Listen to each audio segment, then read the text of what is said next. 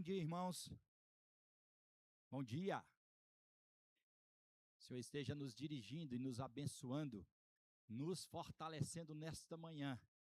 Aleluia. Grande é o Senhor em nós. Grande é o Senhor dentro de nós. Grande é o Senhor porque Ele fará por nós. Amém? Meus irmãos, nesta manhã, nós queremos meditar numa palavra muito conhecida da palavra de Deus. E nós queremos abrir as nossas Bíblias, lá em João, capítulo 8, ainda falando sobre a série, uma igreja que vale a pena voltar. Nessa série nós estamos falando há algum tempo, a questão, por que é preciso que a igreja do Senhor abrace? Por que a igreja do Senhor tenha compaixão e graça? Por que a igreja de Jesus precisa de buscar também uma vida de santidade? As pessoas estão lá fora clamando por compaixão e graça, mas as pessoas também querem sair da sua vida velha e buscar uma vida nova, e elas só vão aprender através da palavra de Deus.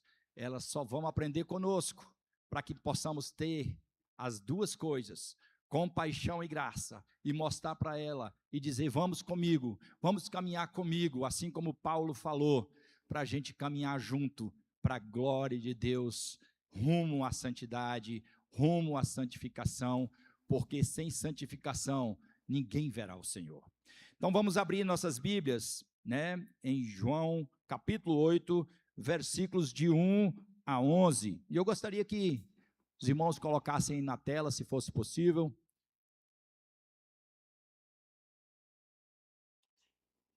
E eu queria que os irmãos lessem comigo esse texto que está exposto aí na tela, de João capítulo 8, versículos de 1 a 11. Vamos ler?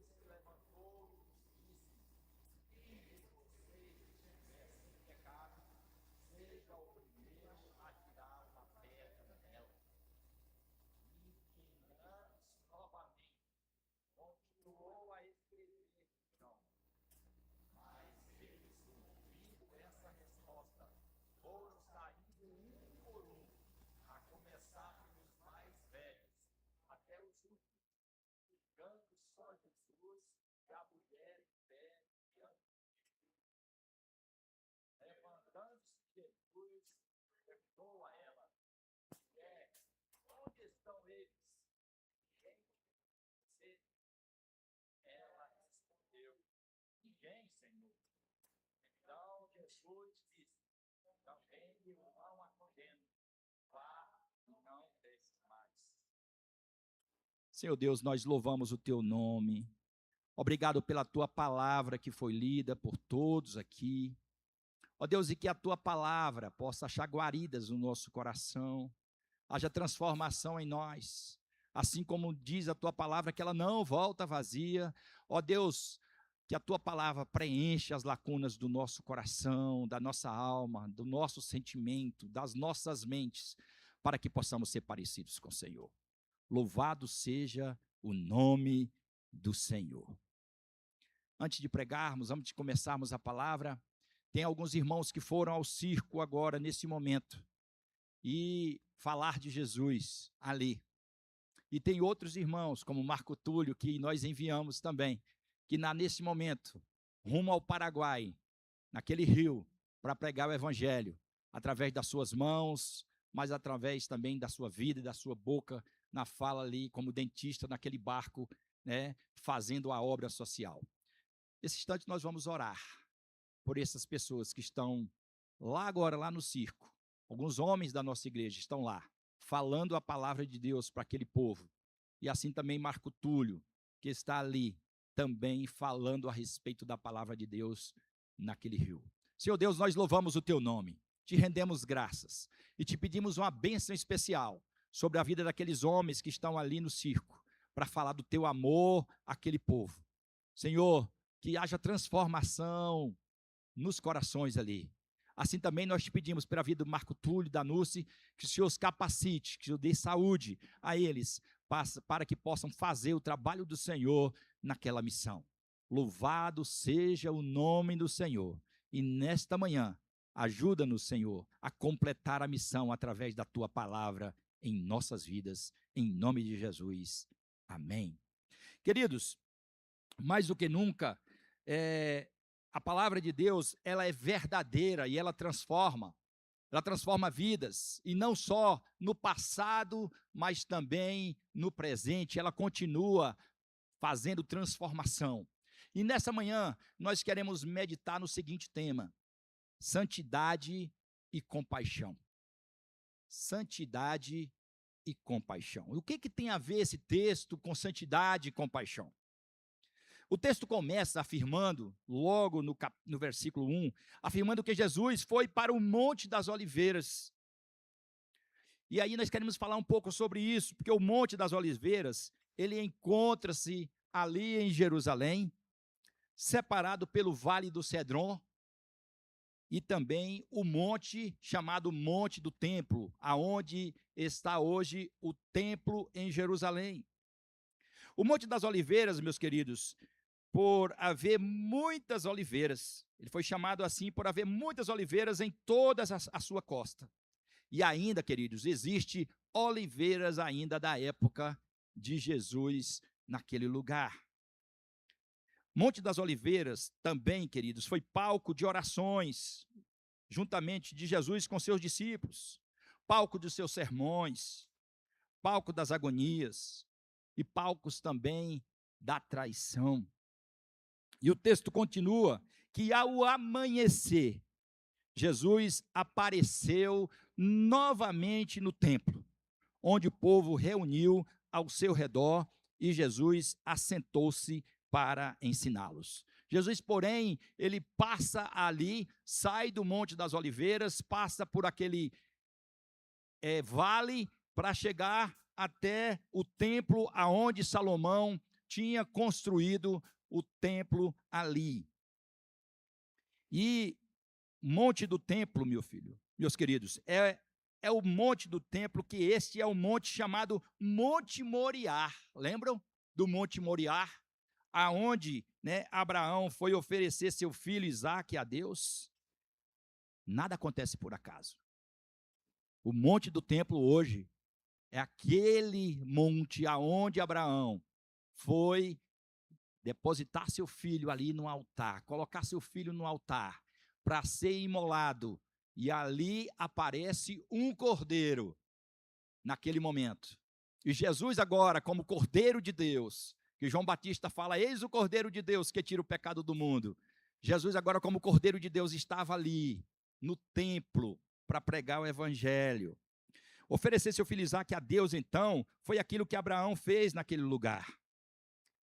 Este é o local onde Salomão construiu o templo, que significava, gente, presença de Deus. A presença de Deus encheu o templo na época de Salomão. Este foi o local também onde foi depositado as tábuas da lei, recebidas por Moisés no Monte Sinai, os 10 mandamentos. E é neste palco de ensino que aparece aí no versículo 3, como vocês continuam com a Bíblia aberta, dizendo que os mestres da lei e os fariseus trouxeram uma mulher que foi surpreendida em adultério. É nesse mover de Deus que Jesus estava pregando, que chega a escribas e fariseus, né? Esses homens eram conhecedores da lei. Eram os escribas, os fariseus, os saduceus, era um grupo de religiosos que seguiam o Pentateuco, os 5 primeiros livros, que é chamado também na Bíblia como Torá. Eles seguiam também os salmos e profetas. Glória a Deus hoje, porque existe hoje muitos judeus messiânicos que creem na palavra de Deus, mas outros ainda estão no tempo da lei, ainda estão no tempo da Torá, além dos salmos e dos profetas, mas eles não aceitaram o Senhor Jesus ainda como seu único e suficiente Salvador. A história se muda, porque a palavra é verdadeira, e muitos ali estão aceitando o Senhor, muitos judeus chamados judeus messiânicos. E eles disseram a Jesus, então, naquele palco ali, eles disseram a Jesus no versículo 4, mestre, essa mulher, ela foi surpreendida em ato de adultério. Na lei de Moisés, nos ordena apedrejar tais mulheres. Esses religiosos, meus queridos, eles queriam acusar aquela mulher, mas também queriam acusar Jesus. E no Velho Testamento, lá em Êxodo, no capítulo 20, versículo 14, a palavra de Deus nos diz, não adulterarás. Estava lá na lei. Não podia adulterar. E justamente proibindo, queridos, a infidelidade conjugal, a imoralidade sexual, para proteger a santidade do matrimônio. No Novo Testamento, Jesus vai ampliar esse negócio. Jesus vai ter uma nova metodologia. E olha só o que diz em Mateus 5,17. Jesus disse, não pensem que vim abolir a lei ou os profetas. Não vim abolir, mas eu vim cumprir. Em Mateus 5, 27 e 28, Jesus diz, vocês ouviram o que foi dito? Não adulterarás. Mas eu digo, qualquer que olhar para uma mulher e desejá-la, já cometeu adultério com ela no seu coração. O que era mais fácil? Cumprir a lei de não adulterar? Ou é mais fácil no Novo Testamento Jesus dizer, se você olhar para uma mulher e você querer essa mulher de forma sexual, você já adulterou no seu coração. Nem o ato aconteceu. Mas Jesus estava dizendo muito mais além sobre a lei em relação aos nossos sentimentos, em relação aos nossos pensamentos. Jesus vem falar justamente isso para que nós possamos ser verdadeiramente sinceros, mas transformados pela sua graça. O que dá para perceber no texto, meus irmãos, é que os acusadores daquela mulher não eram tão sinceros assim, como imaginavam ser. Eles apresentam apenas um lado da história. Apresentam apenas a mulher. Mas onde estava o homem que estava adulterando com ela? Onde está o homem? Ele não apresenta aqui. Mas aqueles homens, eles traziam apenas aquela mulher. E, jogando para os dias atuais, nós precisamos ter muito cuidado em relação às histórias que devem ser vista e revista por cada um de nós. E o consenso da palavra de Deus é que Jesus sempre ouvia as partes. Jesus sempre ouvia as partes. Por isso, é um conselho da palavra de Deus, que nos nossos aconselhamentos, irmãos, nós precisamos ouvir as duas partes e sempre, sempre colocar aos pés do mestre todas as situações. Portanto, não devemos tomar partido de um lado, não devemos tomar partido de outro, de qualquer pessoa ou de qualquer coisa que você está fazendo, né? De repente você está aconselhando pessoas. Eu estou aconselhando um casal. Misericórdia se eu escutasse só um. Misericórdia.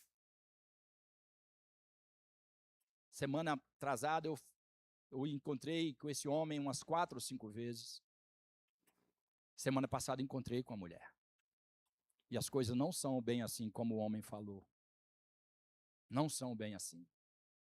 E nós precisamos sempre ouvir as duas partes, porque não nós vamos fazer algumas coisas como os fariseus fizeram aqui. No versículo 7, meus irmãos, eles continuaram a interrogar a Jesus sobre a mulher ser apedrejada. Mas Jesus inclinou-se e começou a escrever no chão com o dedo. E aí, para alguns teólogos, essa questão do dedo de Deus no chão, Jesus passou a escrever os pecados dos acusadores. Para alguns teólogos, a palavra de Deus não diz isso. A palavra de Deus só diz que Jesus, ele passou a escrever com o dedo no chão, enquanto aquelas pessoas questionavam a pessoa de Jesus. Para outros teólogos, Jesus passou a escrever não só os pecados dos acusadores, mas para outros, Jesus escreve a quebra da própria cilada dos acusadores. Os fariseus queriam que Jesus transgredisse a lei romana, se condenasse aquela mulher à morte. Ele estava automaticamente ultrapassando a lei romana. Mas também, o que eles queriam é que Jesus transgredisse a lei judaica, se libertasse aquela mulher. Jesus estava então numa encruzilhada. Se fizesse alguma coisa para o bem daquela mulher, não estava contemplando a lei romana.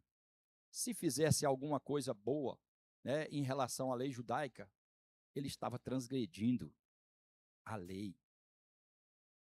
Como continuavam a perguntar sobre o que fazer com a mulher, Jesus faz um questionamento muito interessante.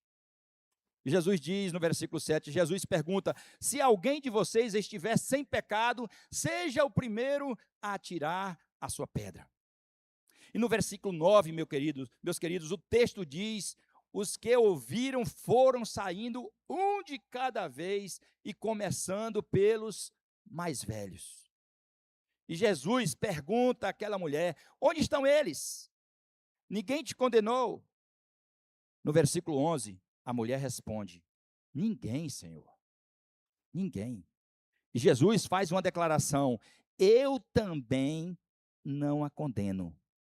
Agora vá e abandone sua vida de pecado. Jesus faz uma declaração, queridos, portanto, uma declaração de compaixão e graça, dizendo: eu também não te condeno.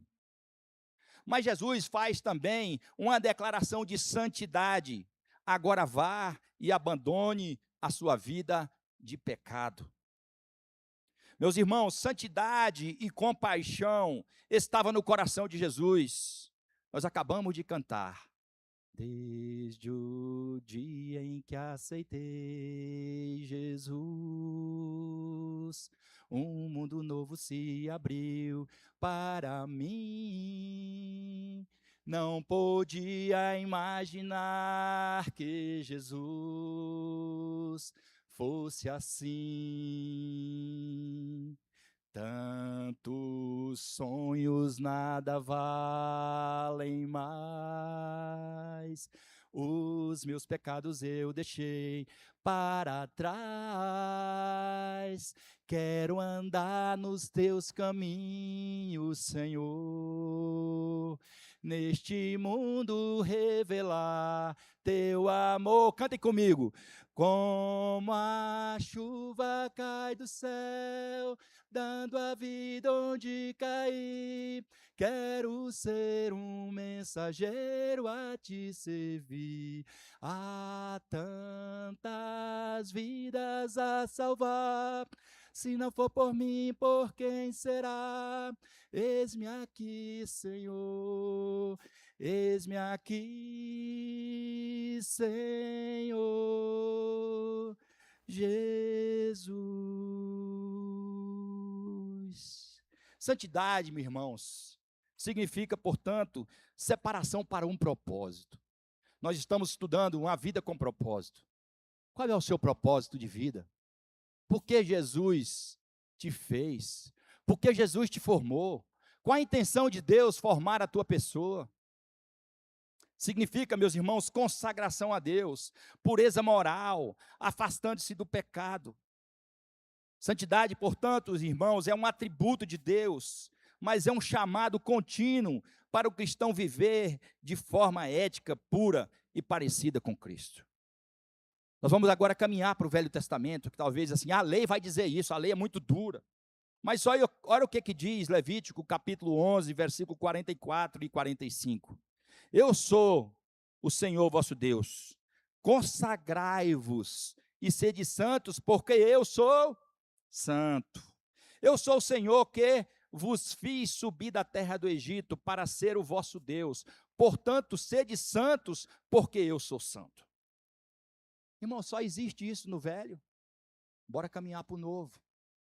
O que diz em 1 Pedro 1, versículo 14 e 15? Como filhos obedientes, não se deixem amoldar pelos maus desejos de outrora, sua vida velha, esses desejos têm que ir embora.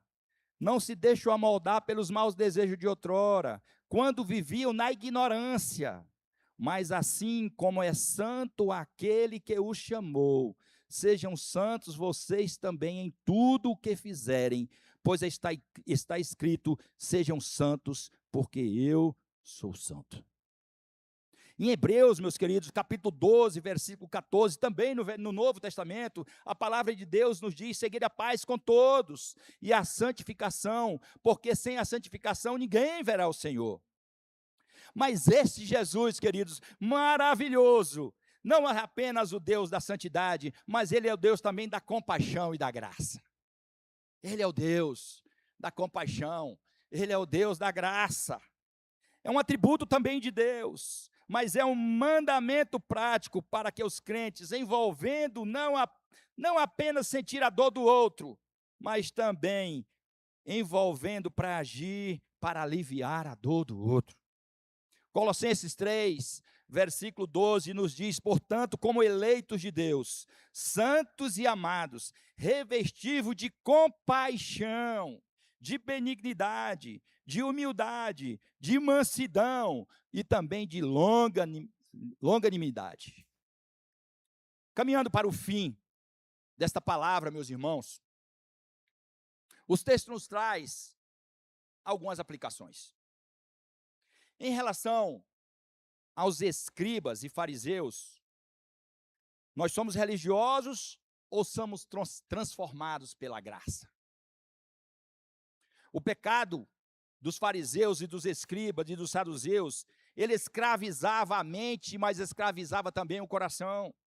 E o pecado, ele faz isso conosco, irmãos, hoje. Ele nos escraviza. E somente com a intervenção de Jesus, nós poderemos observar quem somos e que precisamos realmente confessar os nossos pecados. Com a intervenção de Jesus é que os fariseus eles foram saindo um por um. Mas os seus corações estavam tomados pela sua escravidão. Eles não queriam ser libertos pelo Senhor.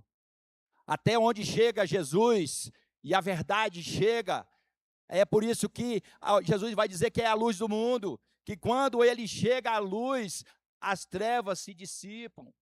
As trevas da minha vida, as trevas da sua vida se dissipam quando a luz chega, quando nós somos confrontados com a palavra de Deus. Jesus é graça, mas também é santo. Em relação agora a Jesus, ele não era apenas um homem, mas sim também Deus. Pois conhecia o interior dos escribas e fariseus e as suas intenções do coração. Ele conhece o meu interior e ele conhece o seu interior hoje, constantemente. Ele é o Deus da lei, porque ele cumpriu toda a lei, somente ele. Hoje nós falamos isso na classe de boas-vindas, a classe de batismo, que só Jesus cumpriu a lei, mais ninguém. Ele é quem não teve pecado, ele que não houve nenhum engano, nem nada na sua boca. E ele, por isso, cumpre a lei. Mas ele vai além. Nele não houve pecado, nem na sua boca houve engano. Portanto, outra coisa muito interessante na pessoa de Jesus divino, ele é quem perdoa pecados. E nós precisamos, meus irmãos, nos já chegar a ele cada dia, para que nós possamos, nossos pecados possam ser perdoados. E tem algo interessante aí, de nossos pecados serem realmente perdoados. Primeira coisa, em nossa ansiedade, ele fala que a nossa ansiedade precisa ser lançada nele, porque ele tem cuidado de cada um de nós. Ele tem cuidado de você, meu irmão, na sua ansiedade, na sua dificuldade, no seu problema. Ele quer que os fardos, os nossos fardos, as nossas cargas, sejam leves, entregues nele, porque ele fala que o meu jugo é suave, o meu fardo é leve. É ele quem diz em 1 Pedro, 5,7 sobre isso. Mas é ele quem diz também que a gente precisa confessar pecados. Se confessarmos, 1 Pedro 1,9, ali, nos diz, se confessarmos os nossos pecados, ele é fiel e justo para nos perdoar os pecados e também nos purificar de toda justiça. É o Senhor que nos purifica, meus irmãos. É ele quem faz isso.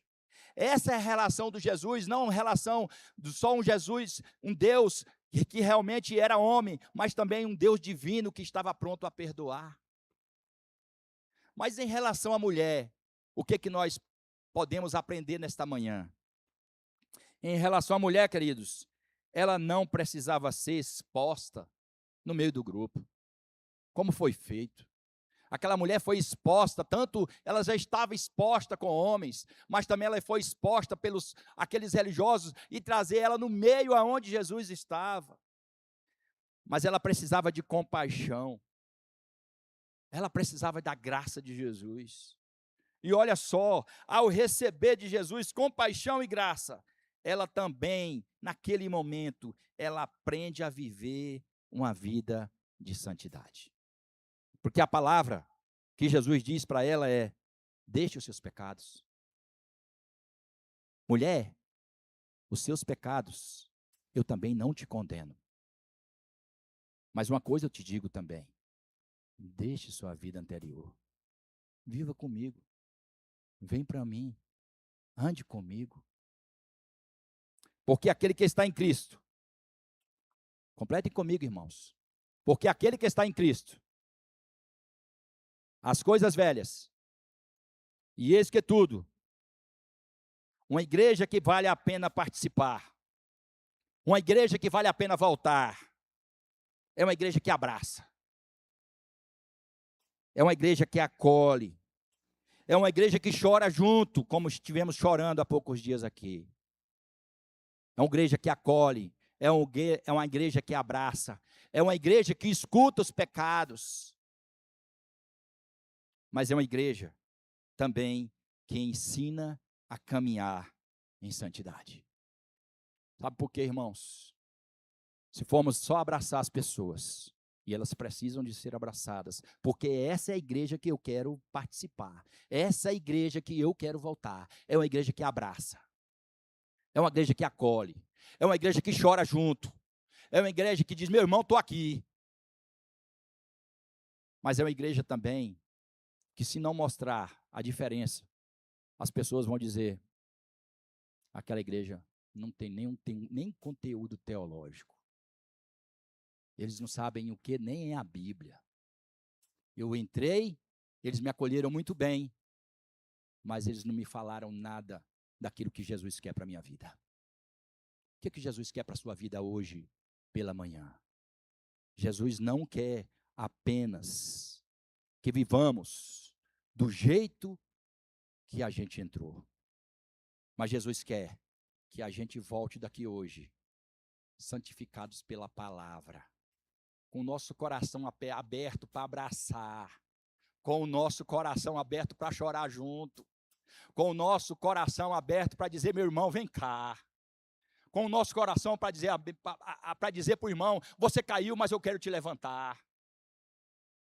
mas com o nosso coração, com a outra mão, dizendo: meu irmão, vamos caminhar junto para uma vida de santidade, olhando para Jesus, autor e consumador. É para Ele que devemos olhar, é para Ele que há transformação. Não é em mim, não é em você, meu irmão, mas é em Jesus.